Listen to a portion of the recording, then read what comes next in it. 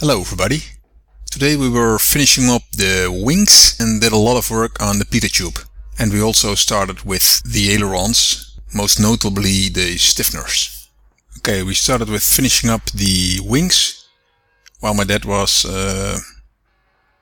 checking the torque on the bolts and signing them with the torque seal.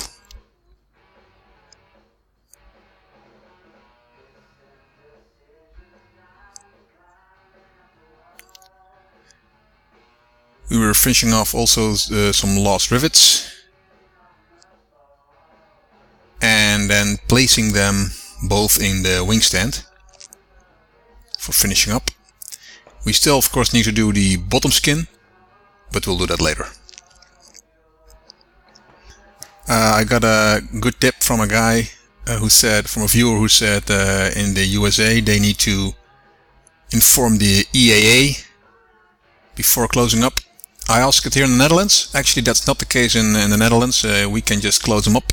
However, it is a good idea to let the AoA, in the Dutch that's the NVAV, check it anyway. So I'll do that. I'll let it check later. Okay, Pitot tube. We did a lot of work there, figuring out how we're going to attach the bottom skin with the Pitot tube, because somehow you need to, let's say, install the Pitot tube in the wing, because once you've got the wing skin attached, riveted to the wing, there's no way you can get the Pitot tube in anymore. So or at least it will be very hard. So we kind of went through the steps and see, okay, how we're going to do that the best way.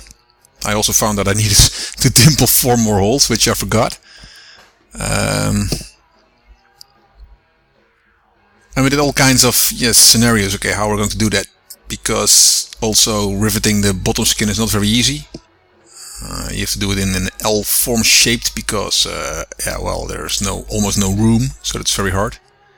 And we figured out that we need to prepare as much as possible.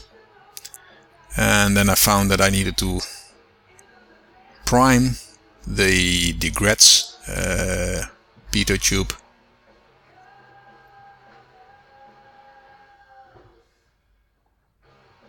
And we just tried to figure out how best attach the aluminum tubing to the connection points. While drying the paint, we started on the aileron. So my dad started with snipping the stiffeners, and I started unpacking the ailerons from the back. The rest that you see now there is flap material, so I'll put it back on the attic.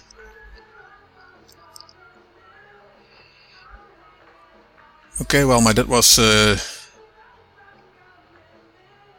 drawing lines on the stiffeners for trimming. I did some more priming, just with the spray can in this case, because it was only a very little amount I needed to prime.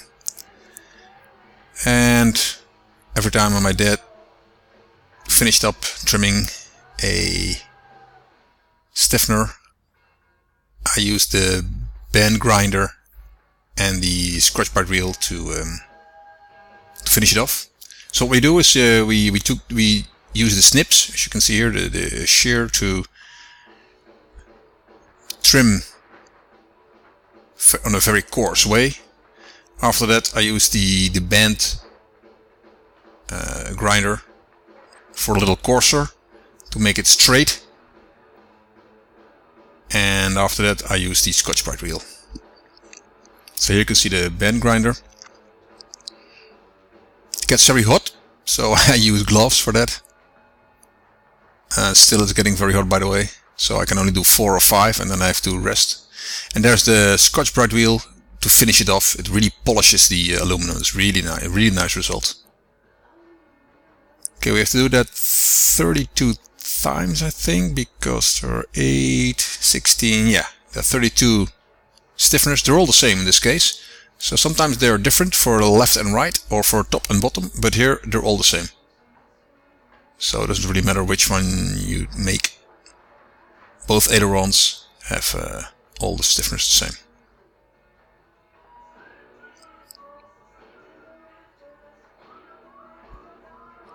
Okay, later today we continued with the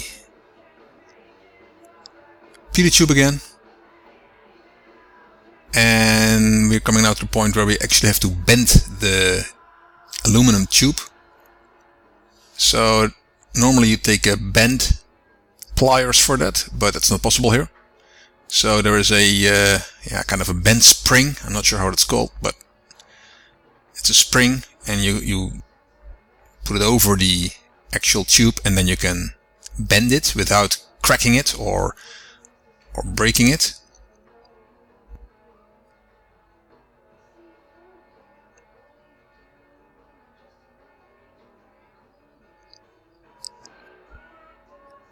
I drilled holes in the Pitot tube to attach it,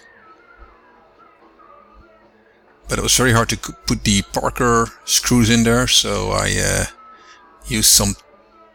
I mean, drilling was either too small or too big, and to prevent drilling it too big, I used thread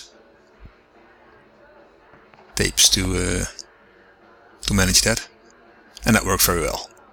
Put some Loctite in there.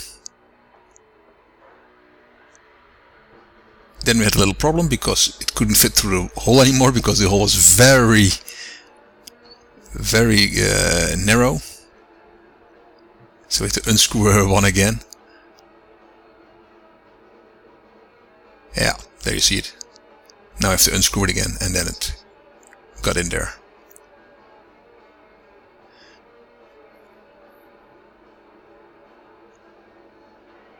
Actually, it takes a long time. Here you can see we bending the pipes. Yeah, you can't really see the spring, but you shove it over the. There, I'm actually trimming the pipes,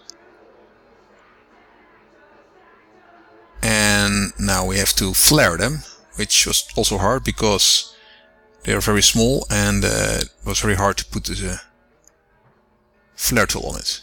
Also, this time I didn't forget to put the bolts on there, because if you forget that, then you're in deep shit. There's no way you can unflare a tube, and since there's no tube left, that would probably mean I had to buy a new Pitot tube, which would be very costly. So you have to be very careful there. If you screw it up, it will be an expensive screw up.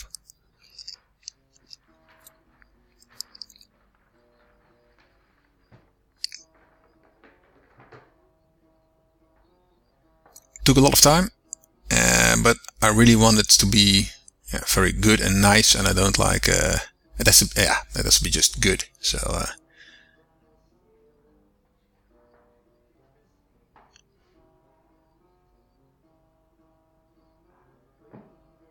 right. Next time we will continue with the ailerons and start clecoing it all together and match drilling the ailerons.